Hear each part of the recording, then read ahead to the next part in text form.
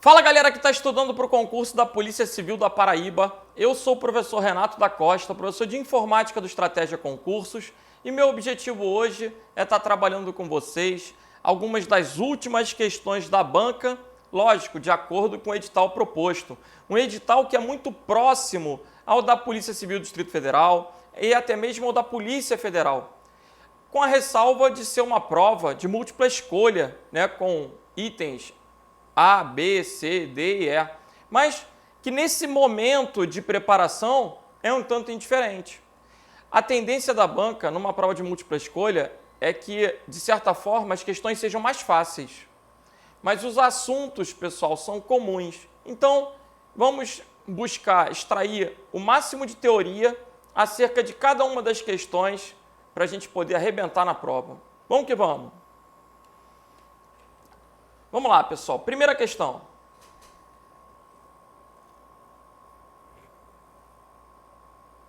Embora não haja conceitos únicos para dados e informação, é possível afirmar que os dados são matéria-prima para a informação. O que o candidato tem que saber aqui? A hierarquia. Nós temos dado, informação, conhecimento e inteligência. O que é o dado? Um dado é qualquer coisa que não tenha significado. Como assim? Se eu colocar para vocês, por exemplo, 40 é um dado. Por quê? Tu vai olhar e não vai entender nada. O que é 40? É um dado, não tem significância. Agora, se eu coloco aqui 40 graus Celsius, isso já passa a ser uma informação. Se você vira um relógio com 40 graus Celsius, você sabe que está calor. E aí você vai botar uma bermuda, uma camiseta, uma sandália, né? Por quê? Baseado na informação, você consegue tomar decisões. Eu preciso que você compreenda essa hierarquia, né? Dado, informação, conhecimento e inteligência. O que caracteriza a inteligência? A capacidade de modificar o conhecimento. Então, sempre que o examinador perguntar, dados e informações são sinônimos? Não. Dado não tem significância. O dado ele vai precisar ser interpretado para que ele tenha o quê? Para que ele gere uma informação. Existe uma tabelinha muito importante para a gente, para concurso, que é essa tabelinha do Davenport. Dados são simples observações sobre o estado do mundo, facilmente estruturado. O que significa isso? Podem ser colocados facilmente em tabelas, estruturas, bancos de dados, tabelas, facilmente obtido por máquinas, a coleta dos dados, através de sensores, câmeras, dispositivos de entrada quaisquer, frequentemente quantificado, eu consigo medir, mensurar, e facilmente transferível. Armazenar, transferir. Essas são características dos dados. Já a informação, ela é o quê? O dado dotado de relevância ou propósito. Quando aquele dado tem significado, tem sentido, ele se torna uma informação. Por isso que o examinador sugere o dado como a matéria-prima da informação. E aí a informação como matéria-prima do conhecimento. E assim, essa ideia hierárquica. A informação requer unidade de análise. A informação exige consenso em relação ao significado. E exige a mediação humana. Eu vou ter que pegar aqueles dados, calcular uma média, verificar qual que é o maior, qual que é o menor, para poder gerar informações e adquirir o quê? O conhecimento. Esse conhecimento, ele só é gerado na mente humana. Essa é uma característica do conhecimento. O computador, ele não gera conhecimento. O computador, ele pode processar dados e gerar informações. O conhecimento é produzido na mente humana. inclui reflexão, síntese, contexto. Esse conhecimento é difícil de ser estruturado, de ser colocado em uma tabela, é difícil até de ser externalizado muitas vezes. É de difícil captura em máquinas, frequentemente tácito. O que é isso? O conhecimento tácito é aquele que se adquire com a experiência, a partir da observação, do convívio. É o que a gente muitas vezes chama de know-how. Ah, o que é know-how? Né? Sabe quando alguém te pergunta, aí, Renatão, vamos fazer isso, isso e isso? Aí eu falo assim, pô, cara, não tô afim não vou investir nisso não, isso é mó furada. Aí a pessoa pergunta, mas como é que tu sabe que é furada? Então, é a tua experiência, o teu know-how. Polícia tem muito isso, conhecimento tácito. Né? Polícia, quando chega num lugar, já sabe mal ou bem quem é o vagabundo, né? Já sabe, já julga muitas vezes. Preconceito? Não, experiência, conhecimento tácito. Né? A partir do comportamento, a partir de uma série de variáveis, o polícia já tem esse insight.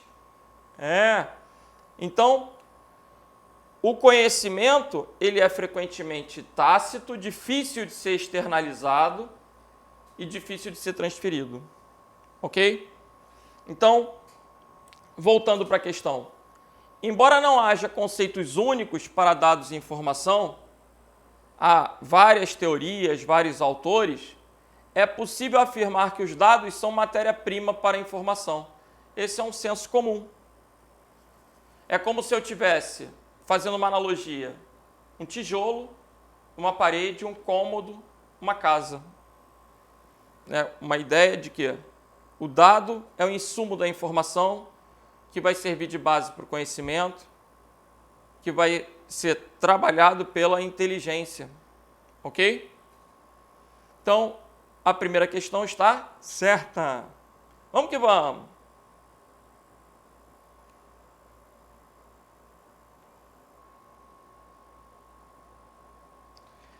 Próxima questão. De acordo com a primeira forma normal do modelo relacional, atributos compostos por vários valores são representados diretamente em uma tupla e em suas relações nas tabelas dos bancos de dados. Bom, vamos digerindo isso daí, né? Primeiro, a questão é acerca de bancos de dados relacionais, que é um assunto abordado no edital. Bancos de dados relacionais. Um banco de dados é formado por tabelas. Cada tabela possui um conjunto de colunas e linhas. Quando eu falo tabelas, você consegue inferir. Eu tenho, por exemplo, uma tabela de professores, uma tabela de alunos, uma tabela de disciplinas. Eu posso ter várias tabelas. As tabelas são chamadas de relações. Ok? Em um banco de dados relacionais, as tabelas são chamadas de relações. As colunas podem ser chamadas de campos ou domínios. E as linhas podem ser chamadas de registros ou tuplas. Então, se você consegue já associar essa terminologia, já vai ficando mais fácil. Atributos também vão estar relacionados com o quê? Com campos. Atributos são terminologias de uma modelagem conceitual. O que é um atributo? É como se fosse uma característica. Quando eu penso lá nome, endereço, telefone, eu tenho atributos, eu tenho campos, vão ter um domínio de conteúdo. O que vai entrar naquele campo nome? Caracteres alfabéticos. O que vai entrar naquela coluna? O atributo, então, está associado a um campo, a um domínio e uma coluna. Atributos compostos por vários valores são representados diretamente em uma linha, em uma tupla, em um registro e em suas relações nas tabelas de um banco de dados. Galera, por que essa questão está errada? Quando a gente cria um banco de dados, existe um processo chamado de normalização, que tem como objetivo organizar os dados. Organizar os dados diminuindo a redundância e aumentando a consistência. Aumentando a consistência.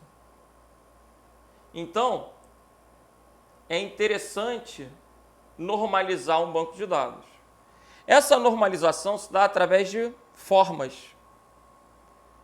São as formas normais. A primeira forma normal, ela consiste em a tabela ter um campo-chave primária e todos os campos serem atômicos. Por definição, a primeira forma normal vai ter o quê? Chave primária e campos atômicos. O que seria um campo atômico? Vamos melhorar. Quando eu crio um banco de dados, se eu colocar lá nome, endereço, telefone. Imagina que você tem uma ficha de cadastro lá. Nome, endereço e telefone. Aí você está preenchendo um formulário, tem uns asteriscozinhos. O que significa o asterisco? Aquele campo é obrigatório, requerido. Não é muito comum isso na internet, por exemplo. Aí você coloca lá, nome, Renato. Endereço, Avenida Brasil. Telefone, 984120000. Galera, é suficiente para que esse cadastro seja realizado? Todos esses campos são requeridos, são obrigatórios. É suficiente? Sim. Mas o que vai acontecer aqui? Esses dados estão inconsistentes. Por quê?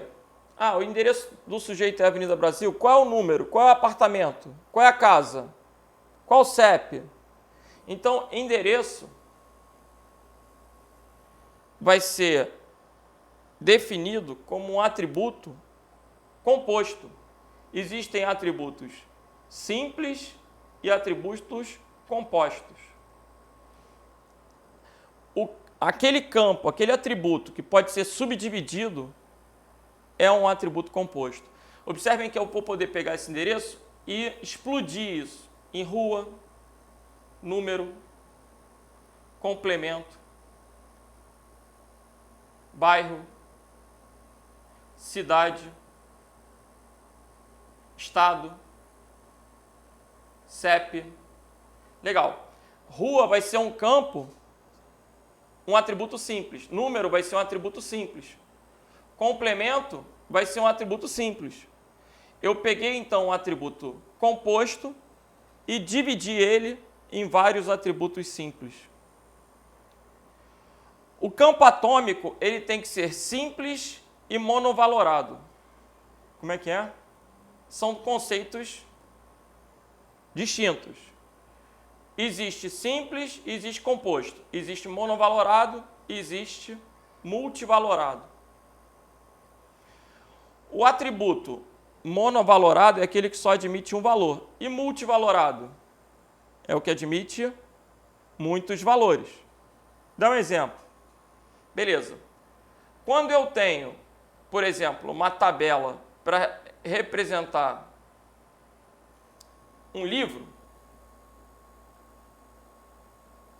por exemplo, eu tenho um livro. O livro, ele pode ter o quê?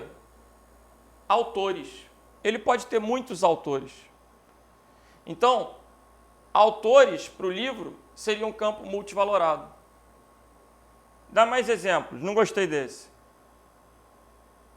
Eu não posso ter um campo autores, eu vou ter que ter o campo autor 1, autor 2, autor 3. Quando eu crio um banco de dados relacional, para organizar os dados, a gente não deve ter campos multivalorados. Vou tentar dar um outro exemplo de campo multivalorado. Filhos. Vejam, existe o campo filiação e o campo filhos. Filiação, eu posso dizer que é composto. Por quê? Eu vou poder explodir em nome do pai e nome da mãe. Filiação, eu sei que o cara só tem pai e mãe. Agora, Quando eu penso em filhos, eu tenho um campo multivalorado. Por quê?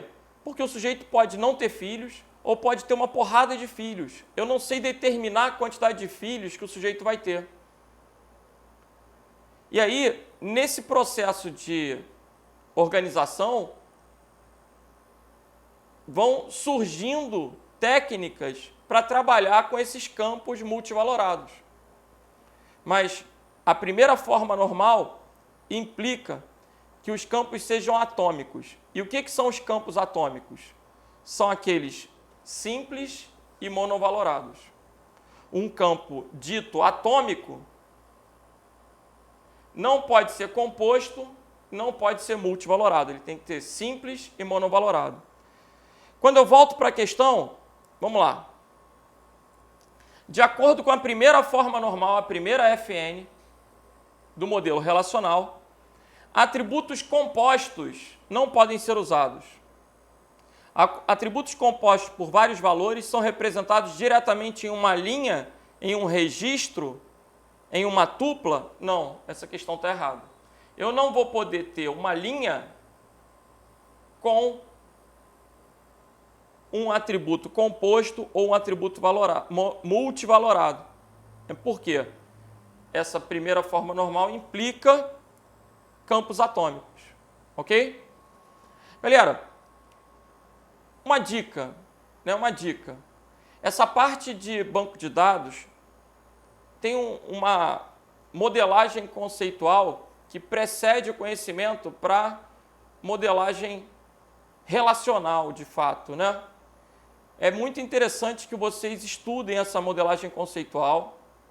E eu tenho um videozinho no YouTube, no meu canal, que vai trazer todos esses conceitos de atributos simples, composto, monovalorado, multivalorado,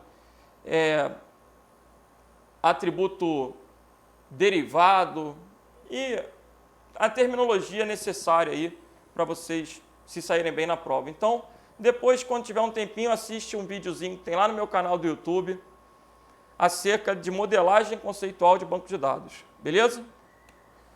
Só ratificando. Olha aí, pessoal. Banco de dados relacionais, conceitos básicos e características, chaves e relacionamentos. Essa parte de modelagem conceitual, banco de dados, base de dados, documentação, prototipação, está explícita no item 9.2, modelo, entidade e relacionamento. Perfeito. Então, depois né, corre lá no meu canal do YouTube e fica o convite para que você assista o vídeo de modelagem conceitual e aprenda mais acerca das entidades, dos seus atributos, dos seus relacionamentos. Legal?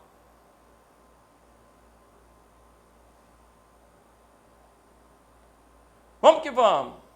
Então, essa questão da PCDF está errada. Agora, saindo do contexto de banco de dados, indo para a segurança da informação, indo para redes de computadores, vamos falar um pouquinho sobre o proxy. O que é um proxy? Eu gosto sempre de associar o proxy ao conceito de um procurador. É para achar? Não, meu filho, procurador no sentido de alguém que tem funções delegadas, né? Como eu vou dar uma procuração para Tício poder vender meu carro, para Tício poder alugar minha casa. A gente dá poderes a uma pessoa através de uma procuração. E o proxy é um computador que vai ter esses poderes para poder realizar operações para os outros. Como assim? Numa empresa, no âmbito corporativo, é muito comum a gente colocar um proxy acessando a internet. E aí imaginem que a gente tem várias máquinas de usuários dentro da empresa que acessam a internet por intermédio do proxy. Aí a máquina A pede para entrar em um site. Vamos dizer que a máquina A pediu para entrar no site do Sebrasp. Aí o que a máquina A vai fazer? Vai solicitar o proxy vai verificar, vai lá, busca aquele conteúdo e armazena, inclusive, em cache. E aí, a página do CESP fica lá em cache. Se B quiser acessar o mesmo conteúdo, B vai requisitar o proxy. O fato de já estar em cache vai permitir que esse carregamento seja mais rápido, porque ele não vai precisar ir buscar na internet. Então, o cache do proxy já vai melhorar o desempenho da rede. Isso é bem legal. Agora, imagina que D quer entrar num site XXX. O que é um site XXX? É um site de sacanagem, pornografia, conteúdo adulto. A política da empresa não permite o acesso a site de sacanagem durante o expediente. Então, o que o proxy pode fazer? Bloquear o acesso. Eu quero que você entenda que o computador configurado como proxy, ele pode fazer cache, ele pode fazer controle de acesso. E se ele faz controle de acesso, ele funciona como um firewall. É um firewall de aplicação. Existem diferentes tipos de firewall. Existe até uma cadeia, de certa forma, evolutiva. A gente começa com firewall de pacote, passa pelo firewall stateful, chegando ao firewall de aplicação. Esse firewall de aplicação é um proxy. Então, quando o examinador coloca aqui, ó, o firewall de proxy é o firewall de aplicação, é um aplicativo de segurança. Vai ser um computador configurado especificamente para isso, que vai poder fazer controle de acesso, vai fazer cache e, de certa forma, vai oferecer um anonimato para essas máquinas também. Muitos procuram proxy para ficarem anônimos. Aí é um outro contexto, que monitora e controla o tráfego de dados em uma rede interna. Vejam, eu gostaria que ele falasse tráfego, mas eu vou abstrair. Eu vou abstrair porque português é muito difícil, não é? Português é muito difícil. Tráfego. E se eu pesquisar no dicionário, tráfico, lógico que ele me joga para negócio clandestino, ilícito, ilegal, mas ele também coloca uma definição de tráfico como tráfego. Então, eu prefiro abstrair a taxar como errado, olha lá. Porra. Se o Renato tivesse feito essa questão, iam taxá-lo de burro. Mas como o examinador do CESP fez, eu vou olhar no dicionário. Então, o firewall é um aplicativo de segurança que monitora e controla o tráfego com sentido de tráfego, de dados de uma rede interna para a rede externa. E impede ataques externos. Por quê? É característica do firewall servir como um muro, impedindo a entrada de intrusos, impedindo o acesso de informações não autorizadas, né? Fazendo o quê? O controle. Então, essa questão do CESP está certa. E o que é interessante? Saber que existem diferentes tipos de firewall, que o firewall pode ser um aplicativo, o firewall pode ser um equipamento, eu posso comprar um aparelho de firewall, eu posso configurar uma máquina para ser um firewall. E aí, começa com o firewall de pacotes, passa pelo firewall stateful, chegando ao firewall de aplicação, que é um proxy propriamente dito. Beleza? Então, questãozinha certa, vamos para a próxima. Para que as pragas virtuais, denominadas worms, o que é um worm? É um tipo de malware, um programa malicioso que tem como característica a propagação. Por isso ele é chamado de verme, né? Ele vai ficar se replicando, se reproduzindo, explorando vulnerabilidades, conexões de rede e causando lentidão. Para que as pragas virtuais, denominadas worms, ataquem um computador em uso, é necessário que se execute um arquivo do tipo BAT. Aí essa questão está errada. Primeiro motivo, não é necessário. Seria possível? Sim. O worm ele pode infectar a máquina a partir da execução direta de seu código. Mas ele também tem a característica de se autopropagar.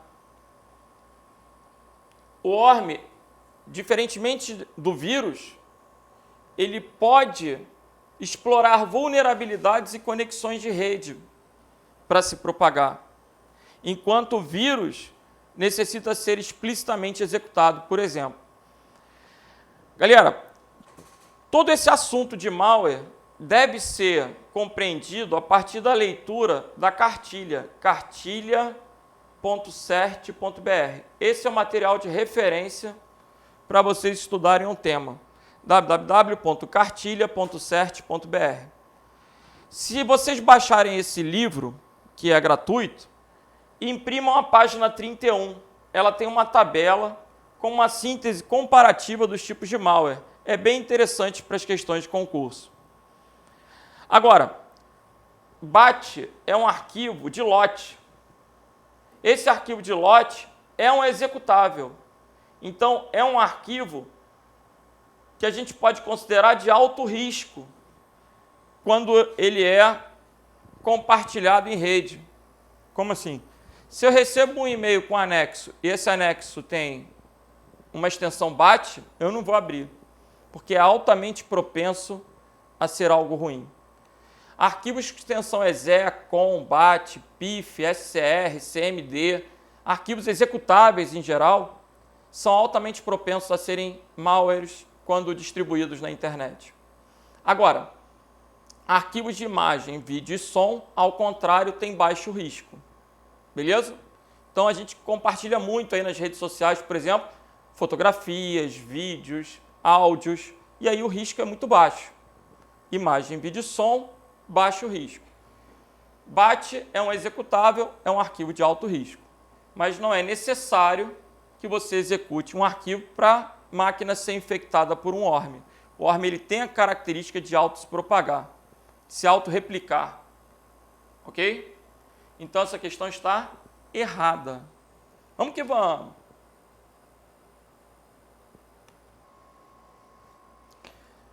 Vamos nessa. Agora uma questãozinha de redes de computadores, de fato, né? O modelo OSI, que é um modelo de referência criado pela ISO, cuidado para não confundir, né? A ISO é a Organização Internacional de Padrões, possibilita a conexão de diferentes redes de computadores com sistemas operacionais Windows. Para acessar máquinas ligadas a redes com sistemas Linux, é necessário instalar nelas um sistema operacional Windows conforme o modelo OSI implantado. Então, galera, essa questão está errada. A primeira coisa que a gente tem que lembrar é que o modelo OSI ele é um modelo de referência. Ele não tem protocolos próprios. Ele é um modelo de referência para que empresas desenvolvam equipamentos seguindo os seus padrões. O modelo OSI é um modelo dividido em 7 camadas. Você vai ter que decorar essas camadas. Já já eu vou explicar melhor essas camadas. Mas eu preciso que você entenda que o modelo OSI ele não tem propriamente dito programas, ele não tem propriamente dito protocolos. Ele é um modelo teórico de referência. Quem possibilita a conexão de diferentes redes de computadores é a arquitetura TCP/IP. Diferentemente de um modelo de referência, a arquitetura tem protocolos. Então, o TCP/IP é uma arquitetura, um conjunto de camadas e protocolos. E graças ao TCP/IP, eu consigo ter equipamentos com sistemas operacionais diferentes conversando, seja Windows, seja Linux, seja Android. Ou seja, não é necessário que as máquinas tenham Windows. Galera, é só pensar na internet. A internet é baseada na arquitetura TCP/IP. E eu posso ter um equipamento com Windows, com Linux, com Android, com iOS. Existem dezenas de sistemas operacionais. E desde que a máquina tenha TCP/IP, ela vai poder conversar. Então, a questão tem vários erros. O modelo OSI possibilita a conexão de diferentes redes de computadores? O modelo OSI é um modelo de referência teórico. A implementação prática se dá através da arquitetura TCP/IP. E quando eu uso TCP/IP, eu não preciso ter o mesmo sistema operacional. Eu posso ter sistemas operacionais diferentes, desde que todos utilizem a mesma arquitetura, a mesma pilha de protocolos TCP/IP. Então, essa questão está errada. Vamos para a próxima. Nesse mesmo modelo OSI, os dados trafegam em 7 camadas. É interessante você decorar essas 7 camadas. O conteúdo programático do concurso da Paraíba cobra isso. Como é que você vai decorar isso? Cada um decora do jeito que quiser. Mas eu decorei o seguinte, quando eu era aluno. Fui em Roma transportar 6 apresentadores de aplicação. Por que eu decorei isso? Para poder pegar a ordem. São 7. Fui é física. Em enlace. Roma, rede. Transportar, transporte. 6, sessão. Apresentadores, apresentação. E por último é a camada de quê? Aplicação. Essas camadas, elas sempre vão ser numeradas de baixo para cima. Sempre, sempre. A camada 1 sempre vai ser a física. No OSI não tem exceção. Camada 1 sempre vai ser a física, 2 enlace, 3 rede, 4 transporte, 5 sessão, 6 apresentação, 7 aplicação. Nesse modelo de camadas, existe uma abstração. Como assim? Cada camada tem as suas responsabilidades e as demais camadas abstraem essas responsabilidades das outras. Não entendi. Um exemplo clássico, tratado num livro muito importante, que é o livro do Kurose, coloca o seguinte: fulano quer viajar. Quando fulano quer viajar, ele dá um exemplo da seguinte forma. A pessoa que quer viajar, ela procura uma empresa de passagem aérea. Ela vai lá na CVC, ela vai numa lojinha lá e procura a empresa de passagem aérea. Aí, compra um pacote para ir para Cancún. A CVC vende lá o pacote para ir para Cancún. Quando a pessoa comprou, ela foi ver no calendário se ela estava de férias, naquela semana ela poderia viajar, alguma coisa desse tipo. Agora, depois ela vai pegar um táxi, vai para o aeroporto. Chegando no aeroporto, ela faz o check-in. Depois ela despacha as malas. Depois ela decola. E aí o avião leva ela para Cancún. Chegando lá, ela faz o quê? O oposto. O avião vai aterrissar. Depois, ela vai pegar as malas. Vai passar lá pela alfândega. Vai fazer uma espécie de check-out. Vai para o hotel. E aí vai para a praia. Quando ela vai decolar, a CVC não está nem aí se tem vento, se está sol, se está chuva. Agora, o piloto vai ter que se preocupar com esses detalhes, físicos. Será que está chovendo? Como é que está o vento? Há condições climáticas para isso? Pensem comigo, é possível melhorar o processo de check-in?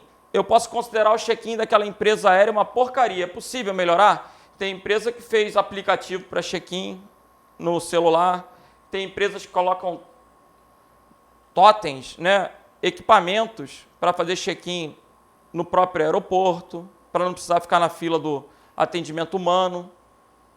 Agora, o piloto também não está nem aí para o check-in. Eu preciso que você perceba que é possível melhorar o processo de check-in sem falar com o piloto, sem falar com a CVC. Porque cada um tem as suas o quê? Atribuições nesse esquema de camadas. E um outro detalhe importante. A gente tem essa hierarquia, né? A camada 7 é a mais próxima do homem, a camada de aplicação. A camada física é a mais próxima da máquina, dos bits, né, dos zeros e uns, por onde as informações vão trafegar lá, através de pulsos elétricos, enfim. Agora,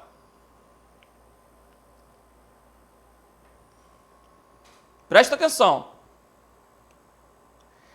Cada camada mais alta requisita serviços da camada mais baixa. Nunca o contrário.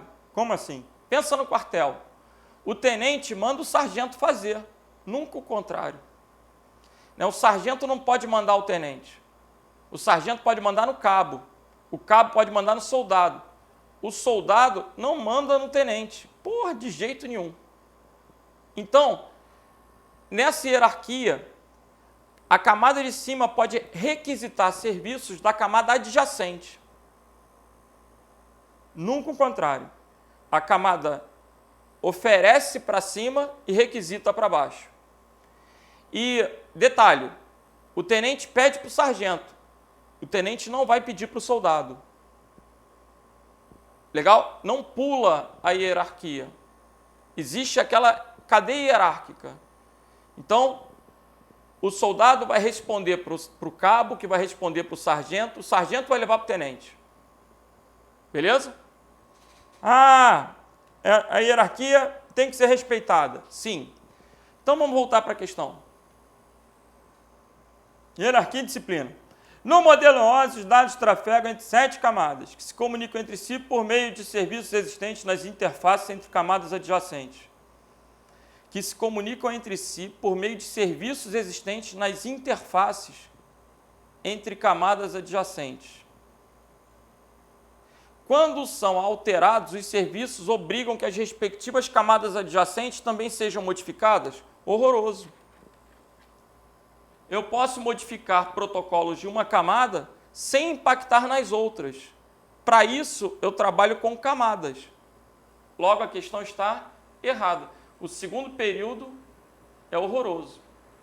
Quando são alterados, os serviços obrigam as respectivas camadas adjacentes a serem alteradas também?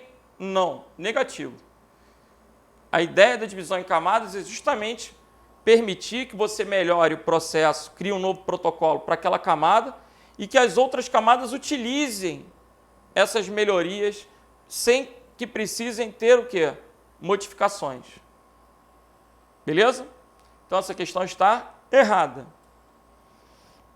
Agora, a gente vai dar uma relaxada com questões de Excel. Relaxar? Quem diria, né? Mas acaba que a parte de Office, de um modo geral, nas provas do CESP, passa a ser um dos assuntos mais fáceis. É verdade. Então, vejamos.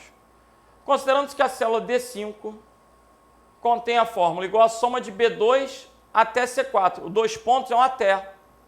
De B2 até C4. Um intervalo sempre vai ser uma linha, uma coluna ou uma matriz. No caso de B2 até C4, ele vai pegar todo o quadrante de B2 até B4, de C2 até C4. Sempre que eu tenho linhas e colunas diferentes, ele pega uma matriz. Então, na hora de somar de B2 até C4, 100, 300, 600, 800, 950. O resultado vai ser 950. Por isso a questão está errada. Legal? Vamos para a próxima. Considerando que a célula D2 contém a fórmula igual a B cifrão 2 mais C cifrão 2. Galera, o que o cifrão faz? Congela uma referência. Por quê? Para a hora que eu copiar aquela fórmula para as outras células, o que está congelado não mude. Repete. Vamos ver. Imaginem que eu tenho uma planilha, aí eu coloco assim, ó, B5 mais F7. Se eu copiar essa fórmula para baixo, vai ficar B6 mais F8. B7 mais F9. Sempre que eu desço, o número da linha aumenta. Sempre que eu subo, o número da linha diminui. Sempre que eu ando para a direita, a letra aumenta. Ó. C5 mais G7. Para a esquerda, a letra diminui. A5 mais E7. Então, a regra é quando eu copio a fórmula é ajustada, incrementada ou decrementada, é ajustada. Arrastar pela alça de preenchimento, o que é alça de preenchimento? Esse quadradinho que aparece no canto inferior direito da célula. A alça de preenchimento serve para copiar. Quando eu coloco o ponteiro do mouse na alça de preenchimento, ele vira essa cruz magrinha. Representa que ele vai realizar uma cópia. Então, a fórmula original é igual a B cifrão 2 mais C cifrão 2. Os parênteses, nesse caso, são completamente dispensáveis. Não vão influenciar em nada. Quando ele copiar isso para baixo, ele está copiando de D2 até D4. O que vai acontecer? Para baixo tinha que aumentar o número, mas o cifrão congela o número. O número não vai mudar. Então, tudo vai ficar sendo a mesma coisa. B2 mais C2, B2 mais C2 dá 300. Quando copiar para baixo, 300, 300. É correto concluir que ao se arrastar a alça de preenchimento para baixo até a célula D4, o valor resultante nessa célula será 400? Não. Essa questão está errada. Ok? Para que fosse 400, não poderia ter o cifrão. Se o examinador colocasse B2 mais C2, ao copiar para baixo, ficaria B3 mais C3, B4 mais C4. Aí, se vocês observarem, ó, 300 mais 100 dá os 400. Mas, para isso, não poderia ter o cifrão. Logo, a questão está errada. Esse assunto é abordado nas aulas como referência relativa, absoluta e mista. Ok? Quando não tem cifrão, a referência é relativa. Quando está tudo congelado, pode copiar para qualquer lugar que não vai mudar nada, a referência é absoluta.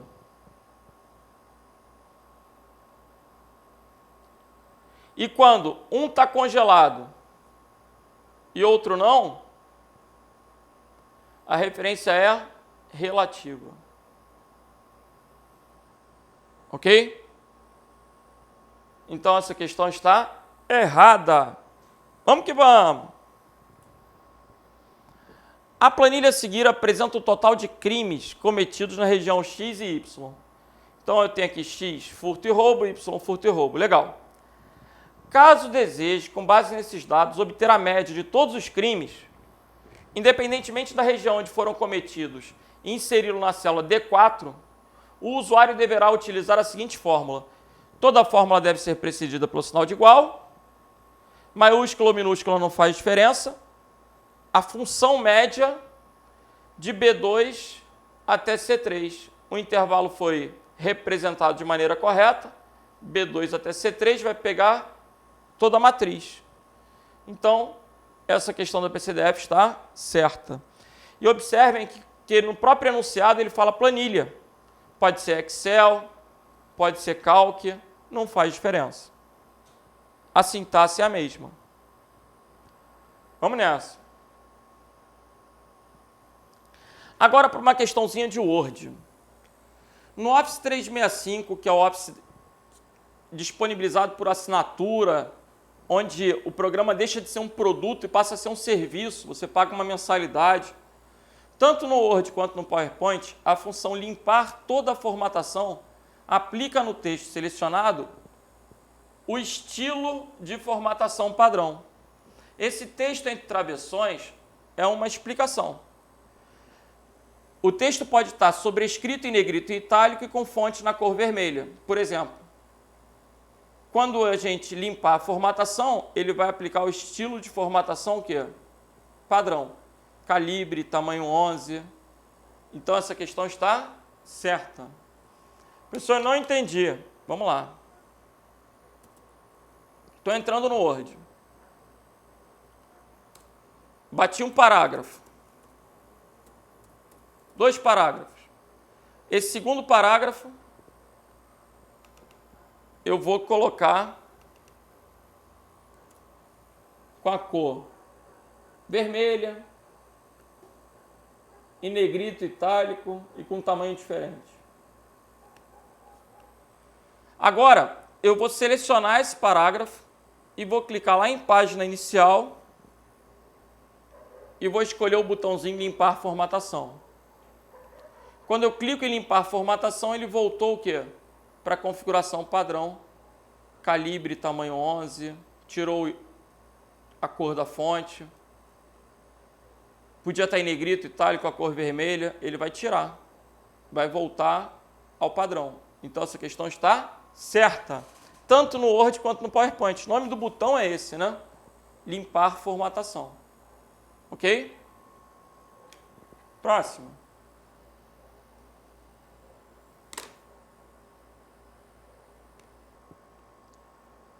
Vamos lá, no Word do Office 365, o recurso controlar alterações é limitado à visualização das alterações realizadas, sem que se possa removê-las ou torná-las permanentes. Essa questão é horrorosa. Por quê? O recurso de controle de alterações, que é bastante legal, está lá na guia revisão, a gente vai observar, vai permitir que você aceite ou que você rejeite as modificações propostas. Para isso que você vai trabalhar com controle. Senão não teria sentido.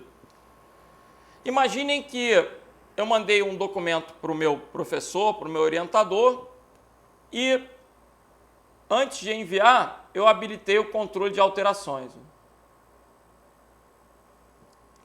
Tudo que aquele orientador, aquele revisor, inserir no texto, vai ficar taxado. Ou, perdão, tudo que ele inserir vai ficar sublinhado. Tudo que ele apagar vai ficar taxado. Taxado é essa linha no meio da palavra, né? Aqui você observa que ele coloca uma marcação. Aqui você observa o texto colorido sublinhado e um texto colorido taxado.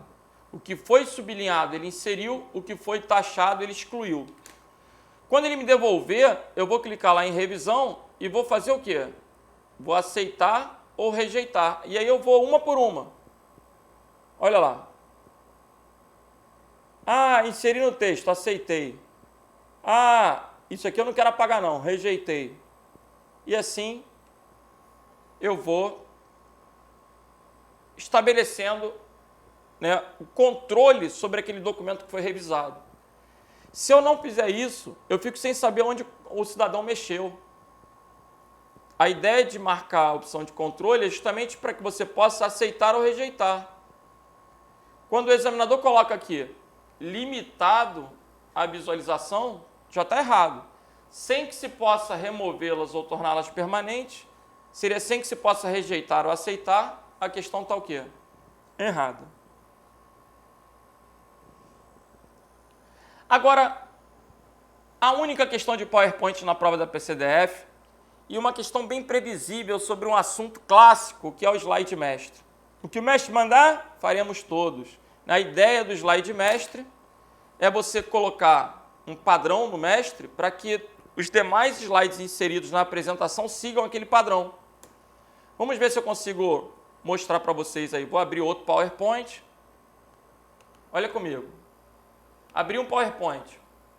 Aí eu vou lá na guia exibir slide mestre, porque toda apresentação já tem um mestre.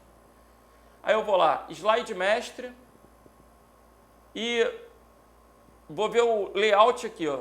Título e conteúdo. Ah, imagina que esse daqui, título e conteúdo, eu quero que tenha a forma de uma proibido. Pronto. O que vai acontecer agora? Vou fechar o slide mestre voltei para minha apresentação. Quando eu começar a inserir slides, ó, todos os slides que eu inserir já vão ter automaticamente essa forma. Nada impede que uma mesma apresentação possua vários slides mestres. Eu posso trabalhar com uma mesma apresentação com várias seções e cada seção com um mestre diferente. Isso é totalmente possível, né? Voltando para a questão, no PowerPoint, uma alteração no slide mestre é aplicada a todos os slides nele embasados, incluindo as fontes e as imagens. Essa questão da PCDF está certa. Ok? E agora, vamos para a nossa última questão da aula de hoje. Por meio de configurações do IMAP e do SMTP, que são protocolos de correio eletrônico. A gente tem 3 protocolos de correio eletrônico, né? SMTP, POP e IMAP. Vejam que o POP é POP 3, o IMAP é IMAP 4. Essa versão pode ser completamente ignorada, esse número. O SMTP é para envio de mensagens. Ele é um protocolo que a gente chama de MTA, agente de transmissão. O POP ou IMAP são agentes de acesso. Qual é a característica do POP? Ele baixa para o equipamento. E do IMAP? Deixa lá no servidor.